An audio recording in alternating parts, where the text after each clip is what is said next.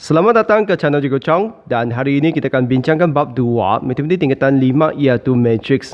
Jadi dalam bab ini sebenarnya kita ada dua subtopik yang utama iaitu 2.1 matrix di mana kita akan lihat ciri-ciri untuk nombor dalam bentuk matrix dan apa yang dimaksudkan oleh matrix yang sama.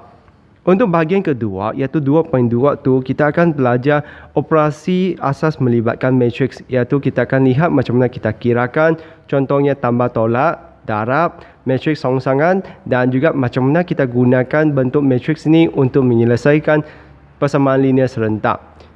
Jadi untuk video yang pertama ini kita akan tumpukan perhatian kepada subtopik 2.1 dahulu iaitu kita akan buat pengenalan bagi bentuk matrix ini. Jadi matrix ialah nombor-nombor yang disusun dalam baris dan lajur. Jadi baris itu adalah row dalam bahasa Inggeris, manakala untuk lajur itu adalah column.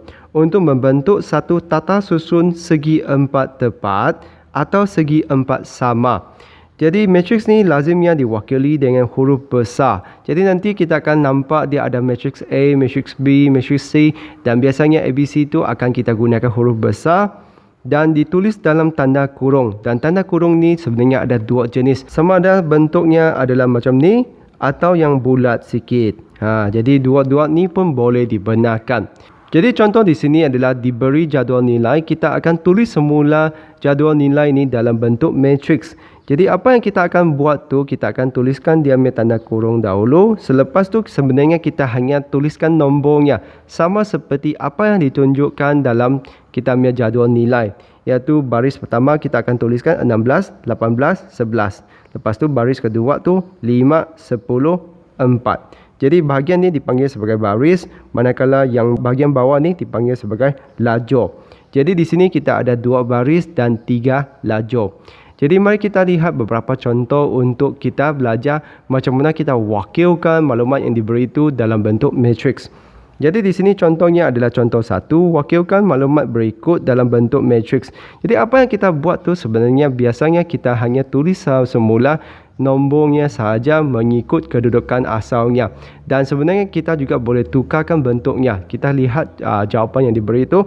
Jadi biasanya memang kebanyakan pelajar akan tuliskan jawapan yang pertama ni lah. Iaitu kita akan tulis seperti apa yang disusun dalam jadual nilai. Jadi kita hanya setakat tuliskan nombor 1700, 2100, 2000 dan 1800. Dan diikuti dengan tanda kurungnya, buka dan tutup. Jadi kalau soalan tidak sebut pasal peringkatnya dan apa itu peringkat kita akan bincang kemudian. Kita boleh juga tuliskan dalam bentuk yang ini di mana kita akan nampak dia ada dalam satu lajur tapi dengan 4 baris.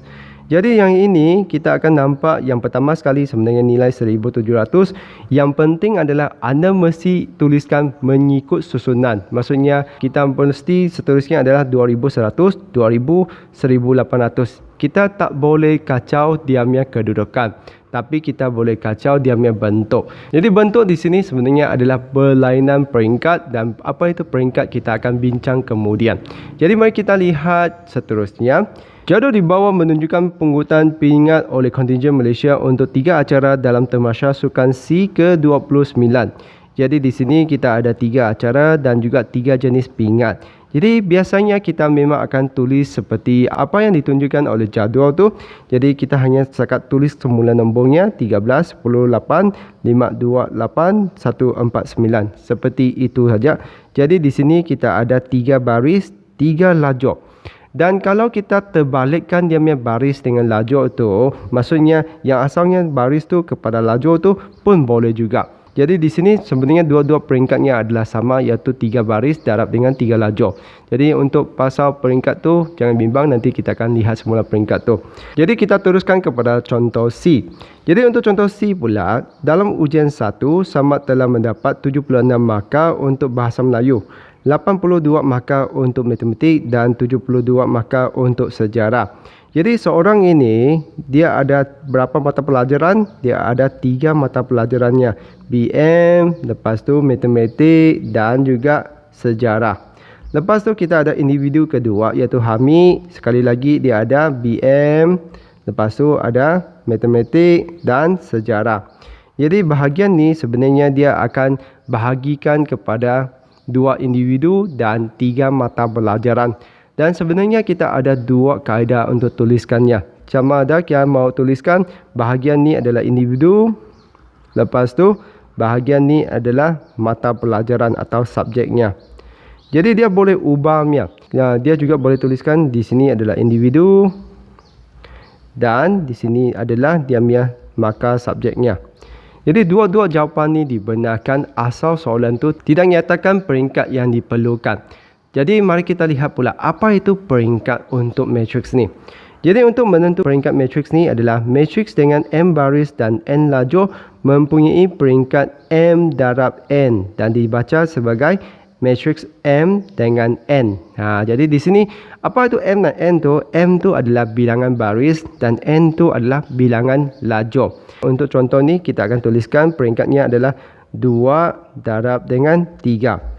Mungkin ada antara anda yang rasa susah untuk ingat ini. Anda boleh gunakan bentuk L. Di mana anda akan lihat kalau kita bentuk L tu kita akan tuliskan dahulu barisnya berapa, iaitu kita ada 2 baris, maka kita tuliskan 2. Dan lajurnya adalah 3, kita akan tuliskan 3. Dan nak baca ini adalah matriks 2 dengan 3. Selain daripada cara ini, anda juga boleh gunakan huruf untuk baris dan lajur tu, di mana kita akan tuliskan BL. Jadi B itu kalau kita susunan mengikut huruf tu, memang B dahulu, lepas tu baru L kan. Jadi anda ingatlah, gunakan salah satu cara untuk mengingatkan anda supaya anda tidak silap menuliskan peringkatnya. Jadi jangan terbalik. Kalau anda terbalik itu, dia sudah menjadi matriks yang berlainan. Contohnya kita tuliskan 3 darab 2. Dia akan menjadi bentuk seperti ini, iaitu yang asalnya adalah 16, kita 16, lepas tu dia akan jadi 18, 11, 5, 10, 4. Jadi ini adalah matriks 3 dengan 2 pula. Jadi anda kena hati-hati kalau soalan tu menyatakan peringkat yang dikehendaki. Jadi begitulah untuk peringkat. Jadi mari kita teruskan dengan unsur pula. Jadi kena pasti unsur tertentu dalam matriks. Jadi apa itu unsur adalah nombor yang di dalam matriks tu. Jadi kita boleh namakan setiap unsur tu dengan menggunakan susunannya. Jadi contohnya kita ada matriks A itu, unsurnya akan menggunakan huruf kecil, iaitu juga gunakan A. Selepas tu anda akan perhatikan ada 2 nombor di tepi A itu. I itu adalah untuk barisnya, manakala J yang adalah lajurnya. Jadi yang pertama sekali dia akan gunakan unsur yang baris pertama, lajur pertama.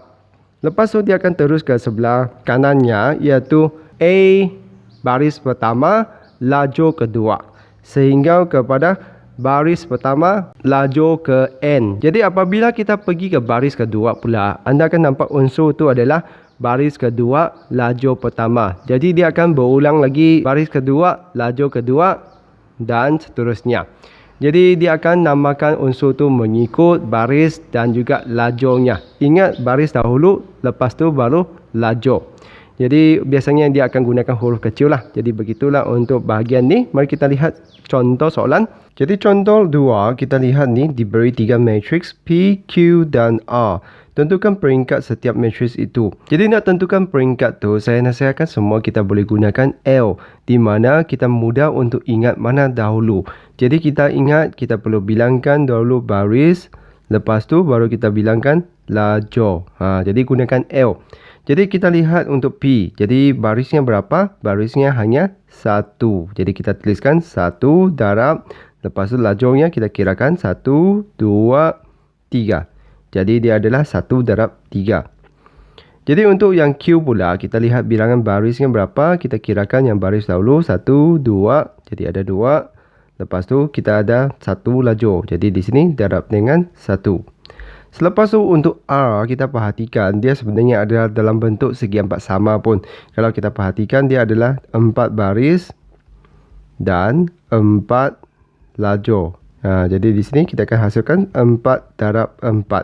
Jadi begitulah kaedahnya untuk tentukan peringkat. Jadi peringkat ni sebenarnya sangat penting, terutamanya apabila kita nak buat operasi asas melibatkan matriks ini. Jadi mari kita sambung kepada soalan B. Jadi saya padamkan yang atas ni supaya kita lebih jelas. Jadi kita lihat soalan B itu adalah kita nak tentukan unsur. Jadi unsur ni kita perlu ingat yang dia punya unsur tu adalah baris dahulu, lepas tu baru lajur. Jadi kita perlu bacanya mengikut baris dan lajur tu lah. Jadi baris pertama dan lajur ketiga matriks P. Jadi kita pergi ke P. Jadi di sini memangnya hanya satu baris saja. Jadi baris pertama, lajur ketiga. Ini adalah unsur ni, iaitu 9. Jadi kalau anda nak namakan setiap unsur tu pun boleh juga. Jadi kita boleh namakan ini adalah P11, ini adalah P12 dan ini adalah P13. Nah, macam tu lah. Jadi kita lihat pula kita make Q. Ya, jadi baris kedua dan lajur pertama. Jadi di sini kita memang ada dua baris. Jadi baris yang kedua tu adalah 5 dan lajur pertama sebab dia memang satu lajur saja. Jadi nombornya adalah 5. Jadi jawapannya adalah 5. Lepas tu kita lihat yang ketiga, baris ketiga dan lajur keempat. Jadi baris ketiga 1, 2, 3. Lepas tu lajur keempat 1, 2, 3, 4. Jadi di sini adalah 1. Jawapannya 1. Jadi begitu saja untuk contoh ni. Mari kita lihat seterusnya. Jadi contoh 3 ni sebenarnya pun lebih kurang sama dengan arahan tadi, iaitu kita perlu tentukan peringkat matriks dan juga tentukan unsurnya. Jadi perhatikan di sini matriks D-nya kita gunakan sekali lagi gunakan L, di mana kita kirakan dulu bilangan baris, lepas tu baru kita kirakan bilangan lajur. Jadi barisnya adalah 1, 2, 3. Jadi ada 3, lepas tu lajurnya 1, 2. Jadi ada darab 2. Jadi begitulah peringkatnya. Selepas tu kita tentukan kita punya unsur tu. Kalau anda tak berapa jelas, saya tuliskan di sini. Kita akan tuliskan D. Lepas tu susunannya adalah baris pertama, lajur pertama. Lepas tu ni adalah baris pertama, lajur kedua. Ini adalah baris kedua, lajur pertama. Baris kedua, lajur kedua. Dan baris ketiga, lajur pertama. Baris ketiga, lajur kedua. Macam tu. Jadi kita boleh tentukan di satu-satu ni adalah kita punya negatif 2, iaitu terlokasi di sini. Selepas tu adalah di baris kedua, lajur pertama. Jadi baris kedua, lajur pertama tu adalah sifar. Selepas tu adalah baris ketiga, lajur kedua, iaitu 9. Jadi macam tu lah. Sebenarnya agak mudah aja. Jadi bahagian ni anda hanya belajar untuk tentukan peringkat. Dan juga kita perlu tentukan unsurnya mengikut kedudukannya. Jadi mari kita lihat bahagian yang terakhir sekali untuk video ni, iaitu cara untuk menentukan sama ada dua matriks tu adalah sama. Jadi kita perhatikan apa syaratnya untuk menjadi matriks yang sama adalah kalau kita ada dua matriks M dan N tu, M hanya akan sama dengan N jika dan hanya jika kedua-dua matriksnya mempunyai peringkat yang sama dan setiap unsur sepadannya adalah sama. Sepadannya maksudnya adalah pada kedudukan yang sama tu mereka adalah nilai yang sama lah. Contohnya di sini kita lihat M dan N tu. Ini hanya satu contoh yang saya bagikan lah. Jadi peringkat untuk kedua-dua matriks ni adalah 2 darab 2 sebabnya 2 baris, 2 lajur. Selepas tu kalau kita perhatikan setiap unsur di dalamnya 1, 1, 2, 2, 3, 3, 4, 4. Jadi setiap satu unsur yang sepadan tu adalah sama. Maksudnya setiap unsur pada kedudukan yang sama tu adalah pada nilai yang sama. Jadi ini adalah satu pasangan matriks yang sama. Jadi mari kita lihat contoh soalan yang mungkin dan yang melibatkan matriks yang sama ni. Jadi contoh 4 ni, tentukan sama ada setiap pasangan matriks berikut adalah sama, berikan sebab anda. Jadi kita perhatikan soalan A. Jadi ni peringkatnya memang sudah sama, iaitu 2 darab 2, 2 darab 2. Selepas tu kita cuba bandingkan unsurnya 2, 11, 1, 1, 3, 3. Jadi di sini memangnya adalah sama kerana mempunyai peringkat yang sama dan setiap unsurnya adalah sama. Lepas tu kita lihat pula untuk C. Jadi di sini ingat macam mana kita tuliskan kita punya peringkat adalah baris dahulu baru lajur. Jadi 1 darab 2. Ini adalah barisnya ada 1, 2. Jadi di sini peringkatnya sudah terbalik. Jadi kalau peringkatnya sudah terbalik, ini bukan matriks yang sama lah. Jadi di sini C tidak sama dengan D kerana kedua-dua matriks tidak mempunyai peringkat yang sama. Peringkat C ialah 1 darab 2, manakala peringkat D ialah 2 darab 1, iaitu apa yang saya tunjukkan tadilah. Jadi kita lihat pula untuk C. Jadi di sini peringkatnya sama, 2 darab 2, 2 darab 2.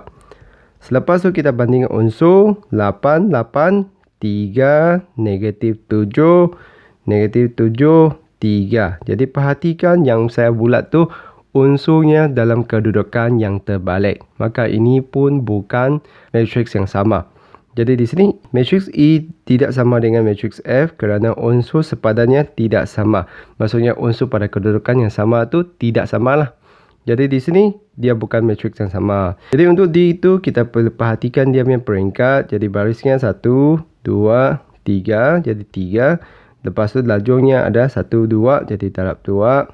Yang ini pun adalah 3 baris, 2 lajur. Selepas tu kita bandingkan dia punya unsur. Sifar 0.5 dengan 1/2 tu sebenarnya adalah benda yang sama. Cumanya satu dalam bentuk perpuluhan, satunya dalam bentuk pecahan. Selepas tu negatif 2 sama, 6 sama. Sifar 0.8 dengan 4/5 tu pun nilai yang sama. Cumanya dalam bentuk yang berlainan.